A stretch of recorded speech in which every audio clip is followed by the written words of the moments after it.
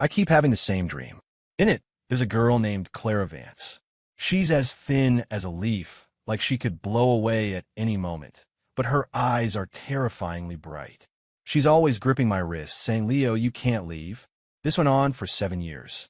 Then, the night before my wedding, she looked at me in the dream, her eyes bloodshot, and asked, "Then what about me?" I shot up in bed, my forehead slick with cold sweat. The sky outside was just beginning to gray. A thin sliver of light filtering through the curtains cast the room in a hazy, indistinct twilight. My heart was still hammering against my ribs.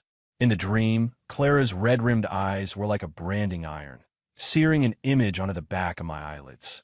Anna rolled over, her voice thick with sleep. "What's wrong?" I turned to look at her. She was deep in sleep, her long eyelashes casting soft shadows beneath her eyes. The wedding invitation sat on the nightstand. The elegant script of our names seemed to glare at me in the dim light. 3 more days until our wedding. "It's nothing, just a bad dream," I said, my voice tight. I gave her back a gentle pat. She murmured in agreement and drifted back to sleep. But I was wide awake, staring at the ceiling fan, my mind filled with nothing but Clara's face. The name Clara Vance has been like a rusted needle lodged in my heart for 7 years. For 7 years, I've deliberately avoided thinking about her. But the dream is a curse I can't shake, showing up a few times every month without fail. In the dream, she's always 18, wearing a faded high school sweatshirt, standing under the big oak tree on the school lawn. When the wind blew, her skirt and her hair would lift together. She used to say she was fragile, like a leaf that would be gone with the first strong gust of wind. I'd always tell her she was being ridiculous, that I would protect her until she was an old woman. Thinking back now, she wasn't being ridiculous at all. The summer she turned 18, they wheeled her into an operating room, and she never came out. My phone buzzed on the nightstand. I picked it up. It was a text from my cousin, Mark. "You free tomorrow? Need a favor. Got a case that needs you to make an ID." Mark's a detective with the city. He's always slammed, so he rarely reaches out unless it's important. I texted back, "Sure." As I put the phone down, my fingers brushed against the invitation. The thick cardstock felt rough under my fingertips, like the worn leather bracelet Clara used to wear. I'd bought her that bracelet with the money from my first part-time job, found it at a flea market for $10. The guy who sold it to me said the little river stone tied to it was for protection. She wore it for a whole year. It was still clutched in her hand the day she went into surgery. Later, when we were clearing out her things, the bracelet was gone. I searched through all her drawers in her backpack, but I never found it. At the time, I figured a nurse had taken it off. Now, I wonder if maybe she hid it somewhere herself. The sky slowly brightened. I got up to wash my face. The man in the mirror had faint, dark circles under his eyes and the beginnings of a 5 o'clock shadow. Leo Miller, age 27. A decent job, about to marry a kind, wonderful woman. On the surface, everything was heading in the right direction. But only I knew there was a hollow place inside me, a place that echoed every time the wind blew. When Anna woke up, I was making scrambled eggs. She wrapped her arms around me from behind, resting her chin on my shoulder. "Leo, you seem a little down today." I turned off the stove and turned to hold her. "No, I just didn't sleep well." She reached up and touched my cheek. "Are you nervous about the wedding?" "I kind of am, too." I managed a small smile, but didn't say anything. I wasn't nervous about the wedding. I was nervous about the person who kept showing up in my dreams. After breakfast, I headed to the office. I'd barely sat down when the receptionist called to say there was a package for me. I was confused. I hadn't ordered anything recently. When I went down to get it, I found a small, palm-sized box. There was no return address, but my name and office number were written in clear, precise handwriting. Back at my desk, I opened it. Inside, something was wrapped in a small square of red cloth. It felt hard like a stone. I unfolded the cloth, and my heart seized. It was the leather bracelet. The cord was worn smooth and shiny, the edges slightly frayed, exactly as I remembered it. Tied to the cord was the smooth, gray river stone. A tiny silver bell had been added to the end of the knot. My fingers trembled as I picked it up. How did this just suddenly appear? I turned it over and over, but there were no markings, no other clues. Who sent it? The only people who knew about this bracelet, besides me, were Clara's parents. But they had moved down south 3 years ago, and we'd lost touch. I was on edge all day. I put the bracelet in my desk drawer, but I could feel it there like it was watching me with Clara's eyes. That afternoon, Mark texted again, asking if I could come by the precinct that evening. Said the case was urgent. I needed to get out and clear my head anyway, so I agreed. The precinct was in the old industrial district, a grim, concrete building with a few police cruisers parked out front. When I walked in, Mark was in his office on the phone. He saw me and waved me in. After hanging up, he handed me a bottle of water. Been waiting long. Just got here. I took the water. What's the case? Why do you need me for an ID? He sighed. It's a strange one. We picked up a woman yesterday for assault and stalking. She's not talking, but she insists she knows you. Says you're the only one who can verify who she is. I froze. She knows me. Who is she? She won't give a name. Just said you'd know when you saw her. Mark said, frowning. She's in an interrogation room. Not very stable. You mind taking a look? A knot of dread tightened in my stomach, but I nodded. I followed Mark down a long hallway. The fluorescent lights flickered, casting distorted, dancing shadows on the floor. The interrogation room door was painted a sickly green and had a small, wire-meshed window. Mark pointed. She's in there. I took a deep breath and pushed the door open. The room was small, with a metal table in the center and a chair on either side. A woman was sitting in the corner, deep in the shadows. Her back was to me. She was wearing a gray hoodie, and her long, tangled hair fell over her shoulders. She was rail-thin, her shoulders so narrow they looked like they could snap. She hasn't said a word. Give it a shot, Mark said from behind me. I walked toward the table, about to speak, when she suddenly turned around. The moment our eyes met, I felt the blood freeze in my veins. It was Clara. Her face was far paler than I remembered. Her cheeks, so sunk in her cheekbones, jutted out sharply. But those eyes, I would never mistake those eyes. Terrifyingly bright, like stars dipped in ice, staring right through me. Leo, she said. Her voice was raw, like sandpaper on wood. My mouth opened, but no sound came out. How was this possible? She had been dead for 7 years. I had buried her ashes myself. I planted an oak tree by her grave. You don't recognize me anymore? She tilted her head, a strange smile twisting her lips. I guess it has been 7 years. I've changed a lot. I stumbled backward, bumping into the chair behind me. Its legs scraped loudly against the concrete floor. What? What are you? Are you real? My voice was shaking uncontrollably. She laughed, a hollow sound like a broken accordion. What do you think? If I were a ghost, you'd be the first person I'd haunt. She stood up slowly, her movements stiff like a marionette. She stopped right in front of me and raised a hand. Her hand was stark white, all sharp knuckles and long fingernails with dirt caked underneath. She reached out and grabbed my wrist. Her fingertips were like ice burning my skin. You can't leave. She stared at me, her eyes slowly filling with red veins. You promised me 7 years ago. You promised you wouldn't leave. The dream slammed back into me. In the dream, she had gripped my wrist just like this, whispering, Leo, you can't leave. Let go of me. I tried to yank my arm away, but her grip was shockingly strong, her fingers like iron clamps. You're getting married, aren't you? She asked suddenly, her voice dropping to a whisper. I stared at her, stunned. How did she know? I saw you, picking out a wedding dress with her. She smiled, but the red in her eyes deepened. She doesn't look good in white. Not as good as I would. You're insane. I yelled. Clara, you're dead. It's been 7 years. I thought you'd moved on. I didn't die. Her voice rose sharply. On the operating table, I heard the doctor say I was gone, but I didn't die. Her nails dug into my flesh. I sucked in a sharp breath against the pain. They sent me to the morgue. I woke up in there. She stared at me, her gaze filled with something dark and unsettling. It was so cold in there, Leo, colder than the river in winter. I climbed out, through a window in the morgue. She laughed.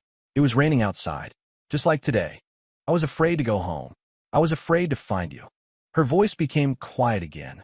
I was afraid they'd find out I wasn't dead and send me back to that cold, cold place. I hid under bridges in abandoned factories, like a rat.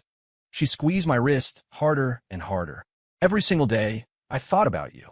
I wondered if you were waiting for me. I saw you change your phone number. I saw you move. I saw you get a girlfriend. Her eyes were so red, they looked like they were about to bleed.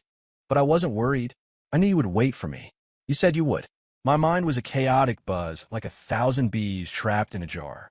Was she telling the truth? Was she really alive? Had she been here all this time, a ghost hiding in the shadows, watching me? 7. You've been stalking me? I asked, my voice trembling. Not stalking. She shook her head, her expression deadly serious. Protecting. Protecting? The idea was so absurd it was terrifying. Then why did you hurt someone? That woman doesn't deserve to be with you. Her eyes suddenly turned feral, like a cornered animal. She's trying to steal you from me. I couldn't let that happen. Mark knocked on the door from outside. Leo, how's it going in there? At the sound of his voice, Clara flinched and pressed herself against me, like a startled rabbit. Don't let them take me away. She clung to my arm, her voice breaking into a sob. Leo, please. You're all I have. Her tears fell onto the back of my hand, cold as ice. I looked at her pale face, her hollowed-out eyes, and felt a sudden, sharp pang of pity. Whether she was a ghost or a person, whatever she had done, she was still the girl I had loved with everything I had for so many years. Mark, just give me a few more minutes with her, I called out to the door. There was a moment of silence from the hallway before Mark said, All right, don't take too long. I gently pushed Clara away, taking a step back. Let go of me first. We need to talk properly. She hesitated for a moment before slowly releasing her grip. When her fingers left my skin, they left behind angry red marks on my wrist, like a twisted, ugly bracelet. Where have you been for the last 7 years? I asked. Right here, in this city, she said, not far from you. Sometimes I'd see you walking home from work. How did you survive? Picking through trash. Working odd jobs under the table. She looked down, her voice barely a whisper. Sometimes I'd go to your old apartment building, just to look at your window. My chest felt tight, like something was lodged in my throat. I couldn't find the words. 8. The girl I had once cherished, the girl I would have done anything for, had been living like this right under my nose for 7 years. Why didn't you come find me? I asked, my voice hoarse. I was scared. She looked up, her eyes red. I was scared you wouldn't recognize me. Scared you had forgotten me. Scared you'd think I was some kind of monster. How could I started, but the words caught in my throat. He was right. How could I forget? But I was getting married. I was about to spend the rest of my life with another woman. Are you going to marry her? She asked suddenly, her eyes locked on mine. I was silent. My silence was the answer. Her face drained of all color, becoming paler than before, as fragile and translucent as a piece of paper. Then what about me? She asked, her voice shaking violently. 9. The dream from last night hit me with the force of a physical blow. In the dream, she had stood there, her eyes red, and asked me the exact same thing. Then what about me? Clara, I'm sorry. I turned my head away, unable to meet her gaze. It's been so long. Things have changed. What's changed? Her voice rose. You've changed. You don't love me anymore. That's not it. I shot back. I just want to live a normal life. How can you live a normal life without me? She laughed, a broken sound that brought tears to her eyes. Leo, have you forgotten? You told me you couldn't live without me. I had said that. Before she went into surgery, I held her hand and said, Clara, you have to wake up. I don't want to live without you. And at that moment, I had meant it with every fiber of my being. But 7 years is a long time. People have to move forward. That was a long time ago, I said. You can't live in the past forever. But I'm still living in the past. She suddenly grabbed my arm, her nails digging into my skin. For 7 years, every single day, I have been waiting for you to keep your promise. I thought you would wait for me. Wait until I was brave enough to come find you. Her tears fell on my arm, hot and searing. But you didn't wait. You're going to marry someone else. The interrogation room door opened and Mark walked in. Leo, time's up. He saw Clara clutching my arm and frowned. Ma'am, please let him go. Clara didn't move. She just kept her grip on me, her eyes boring into mine as if trying to see into my soul. Leo, you choose. Her or me? She asked, her voice soft, but with an edge of finality that was impossible to ignore. 11.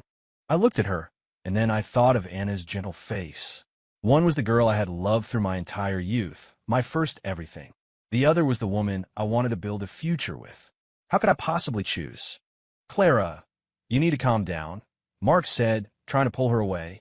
She violently shook off his hand with surprising strength. "You're not going to choose, are you?" She smiled, a strange, unsettling expression. "Then I'll choose for you." Before either of us could react, she pulled a small utility knife from her pocket.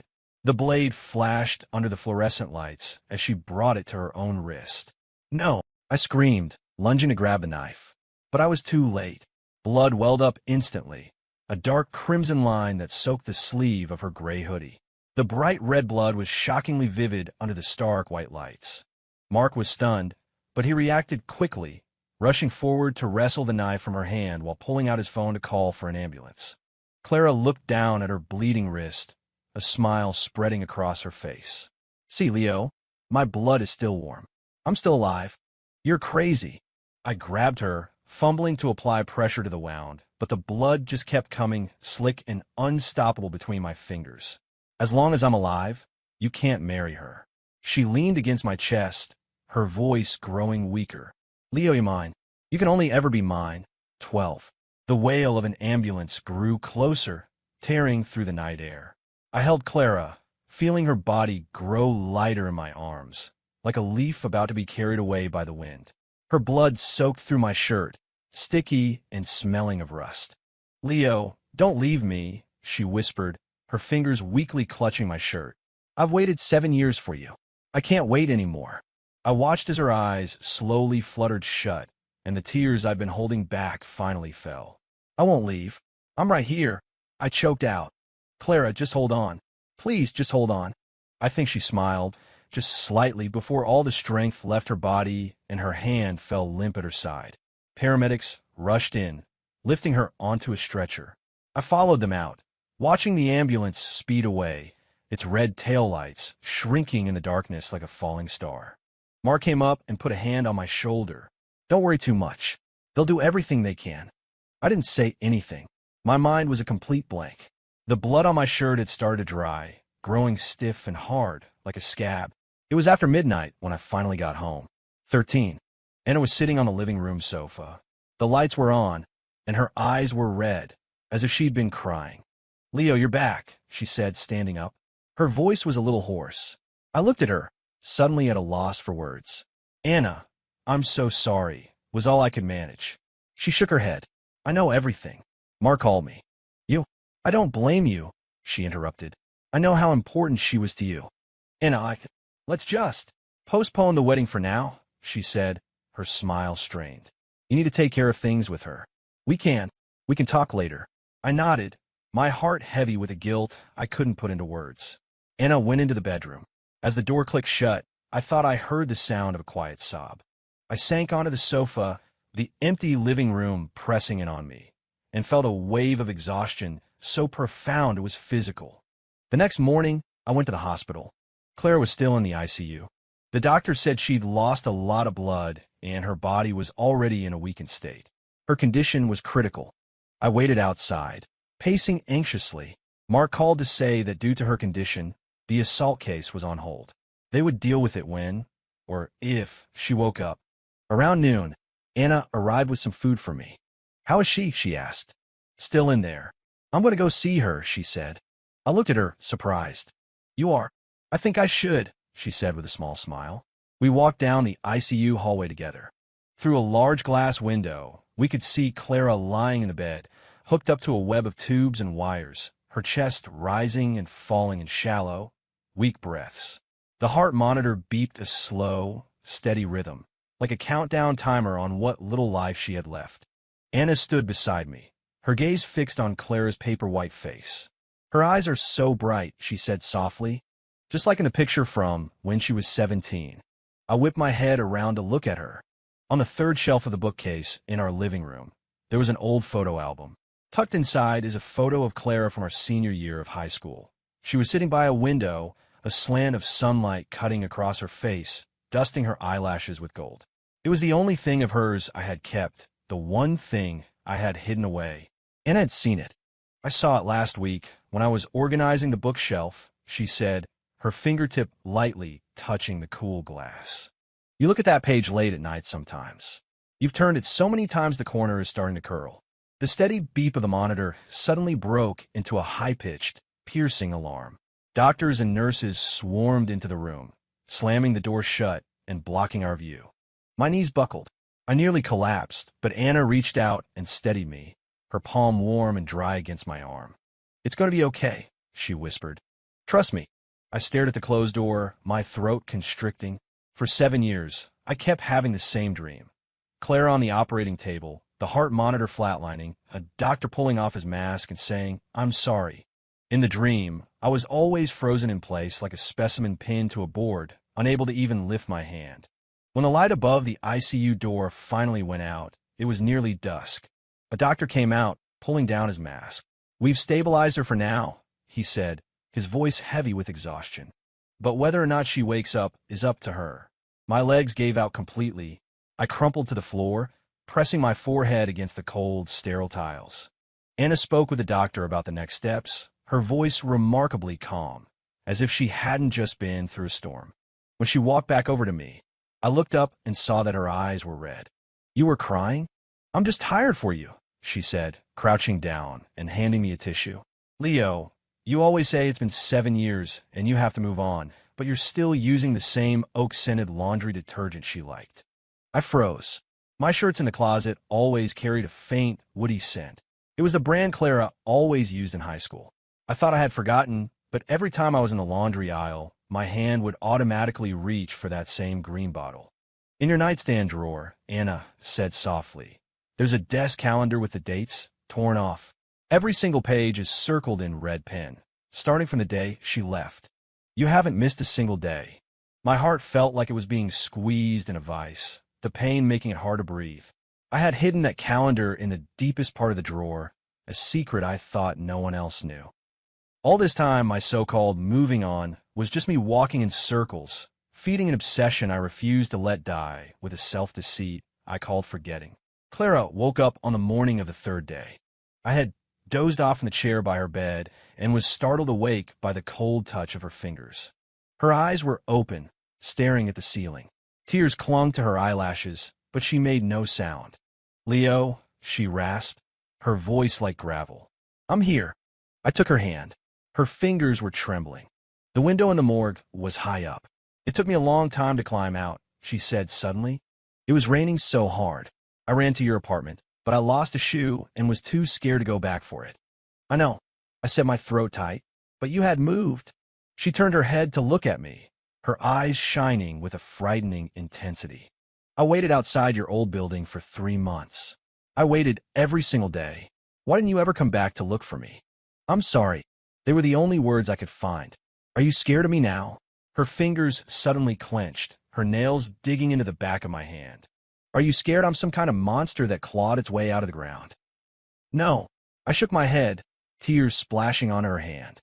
"I was scared. I was scared you would hate me. Scared she would hate me for not waiting, for starting a new life. And most of all, scared she would expose the lie I had told myself for years, that I had never let her go. I had just locked her in the deepest corner of my heart and pretended she wasn't there." She smiled, and tears streamed down her face. "How could I ever hate you? I hid under a bridge and watched you walk to work. I hid behind a tree and watched you go on dates with her. I knew you still had the keychain I made for you." I instinctively reached for my belt loop. It was a simple keychain made of braided red cord, with a broken piece of sea glass tied to it, a shard from her favorite lamp that had shattered years ago. I had carried it with me every day. Even Anna had never noticed it.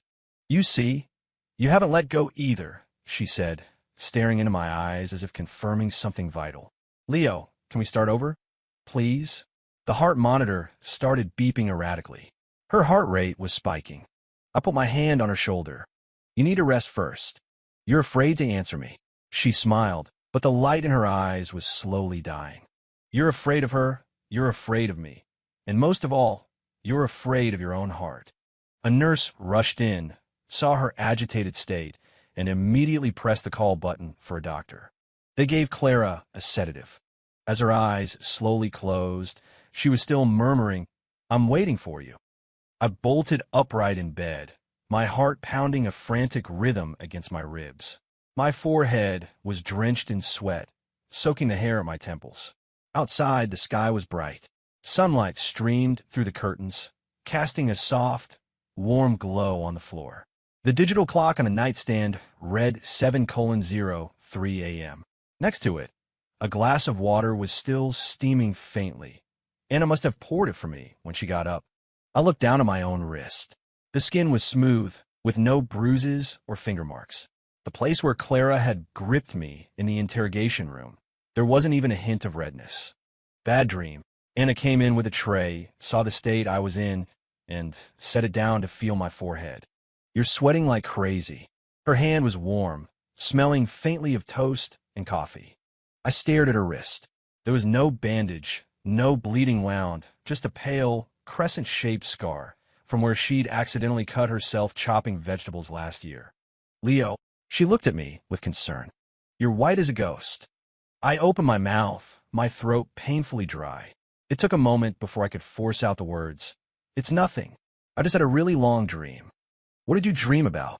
She handed me the glass of warm water. It really scared you.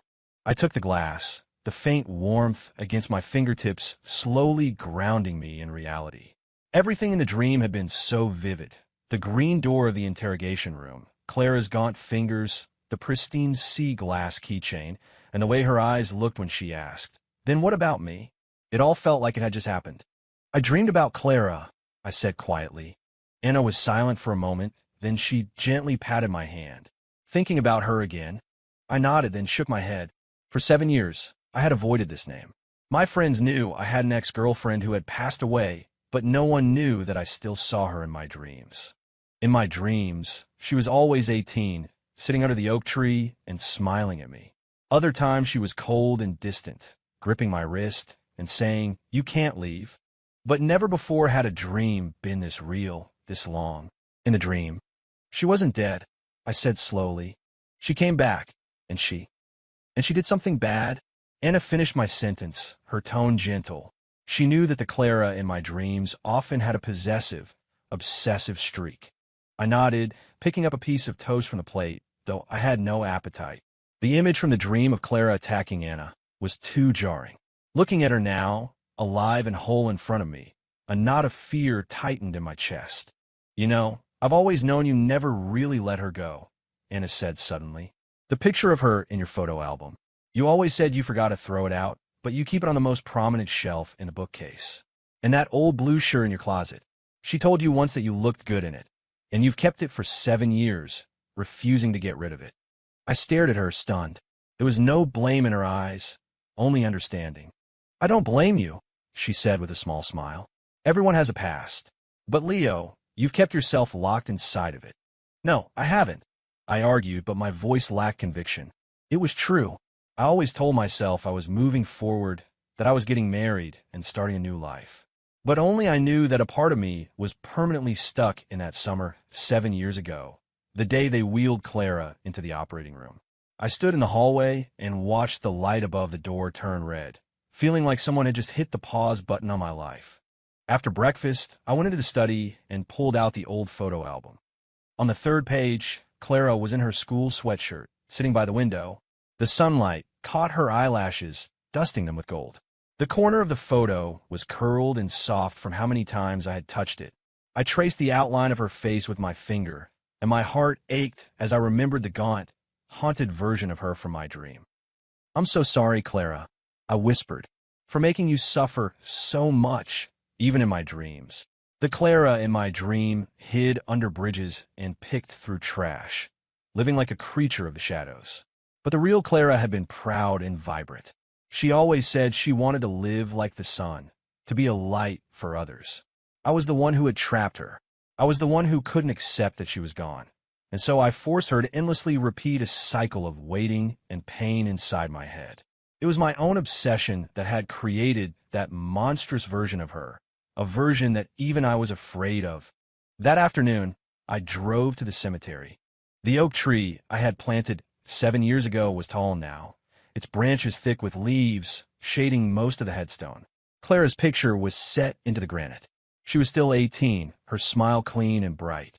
I crouched down and placed a bouquet of sunflowers in front of the stone. She used to say sunflowers were the silliest flowers, always chasing the sun. Didn't they get tired? But she herself was like a sunflower, always turned toward the light. I'm getting married, I said softly. She's a wonderful woman. She's kind. She makes me breakfast. And she remembers that I hate cilantro. I was always afraid to tell you these things. I was afraid you'd be angry. I smile, my eyes getting hot. But now I know. You were so good. You would want me to be happy. The wind rustled through the leaves, a soft, whispering sound, as if she were answering me. The you in my dream was pretty intense, I said, touching the rough bark of the oak tree. You held my wrist and said I was yours. But I know now that wasn't you. That was me. That was my own fear. Fear of being forgotten. Fear of being abandoned. Fear that if I moved on, it would be a betrayal. I'm sorry for putting you through that in my dreams, I said, standing up and brushing the dirt from my pants. It won't happen again. As I turned to leave, I glanced back at the headstone one last time. The sunlight filtered through the leaves, dappling her photo with shifting patterns of light. Her smile seemed to glow a little brighter. When I got home that evening, Anna was in the kitchen, cooking dinner. I walked up behind her and wrapped my arms around her waist. "What's this for?" she asked, smiling, still stirring something in a pan. "Nothing," I said, burying my face in the crook of her neck. "Just wanted to hold you." She smelled faintly of laundry detergent, the one I always picked, with a woody scent like sun-drenched oak leaves. I used to think that scent was Clara. Now, I realized it had long since become the scent of Anna, too. After dinner, I took out the old box that held Clara's things, a few letters, a broken fountain pen, and the braided red cord keychain with a piece of shattered sea glass. I used to be afraid to touch these things, as if touching them would be a final admission that she was really gone. But looking at them now, I felt a sense of peace. "Are you going to throw them out?" Anna asked. "No." I closed the lid and placed the box on the highest shelf of the bookcase. "I'll keep them. They were part of a good time in my life." It wasn't about forgetting. It was about letting go. That night, I dreamed. I saw her under the oak tree. This time, she was wearing a pale blue sundress, the one I had bought for her 18th birthday. The fabric was faded, and there was a small patch on the hem, from where she had torn it falling off her bike. I had clumsily tried to mend it, stitching a lopsided flower with matching thread. She had treasured it so much she never wore it again. "Leo," she said, smiling at me. "Clara." I walked toward her. This time, there was no fear, no hesitation. "You're finally ready to really see me," she said. "I'm sorry it took me so long." "It's not your fault," she said, shaking her head. "I was the one who wouldn't leave. The you in my other dreams was terrifying." I joked. "That wasn't me," she said with a wink. "That was the little monster in your heart." We sat under the tree, talking like we used to. We talked about the movie she never got to finish, about the funny things that had happened to me over the years, about how good Anna's breakfasts were. "She's a good person," Clara said. "She's kinder than me. She knows how to take care of someone better than I did." "You were good too," I said, looking at her. "You were my son." She turned around, the hem of her dress lifting in a breeze like the wings of a butterfly. I stood still as she walked closer. The dream version of her was no longer gaunt and pale. Her cheeks had some color, and the frantic, obsessive look in her eyes was gone, replaced by a clarity like a sky washed clean by rain. "The sunflowers you brought yesterday were beautiful," she said with a smile, her fingers lightly touching an oak leaf. "Much healthier than the one I used to have on my windowsill." I suddenly remembered the old apartment where she used to live. There was always a droopy sunflower in a pot on her windowsill, one she'd bought from an old man outside the school for $5. It had lasted the whole summer. She used to say that flower was just like her, always facing the sun but never quite thriving. "Anna picked them out," I said softly. "She knew you'd like them." Clara paused for a moment, then broke into a wide smile. I knew she was a good one. The wind rustled through the leaves, scattering patterns of light on the ground around us. We sat side by side, just like we had on countless afternoons after school. Neither of us spoke, but the silence was comfortable. "I should have left a long time ago," she said suddenly, her voice very quiet. "I should have left 7 years ago." I turned to look at her. She was gazing at the field in the distance, where a few kids in school uniforms were laughing and chasing each other, their voices as clear and bright as wind chimes. Before I went into surgery, I asked a nurse for a pen. I wrote something on the back of my medical chart. A small smile played on her lips. It said, "Leo needs to eat properly and stop staying up so late." My throat tightened. I couldn't speak.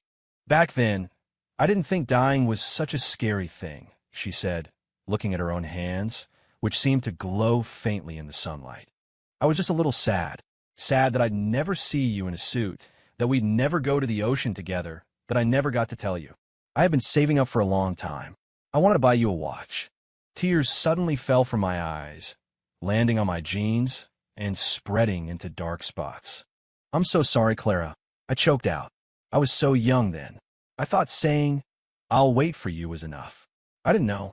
I didn't know that some promises can't be kept. I didn't know that some goodbyes are forever. Don't apologize.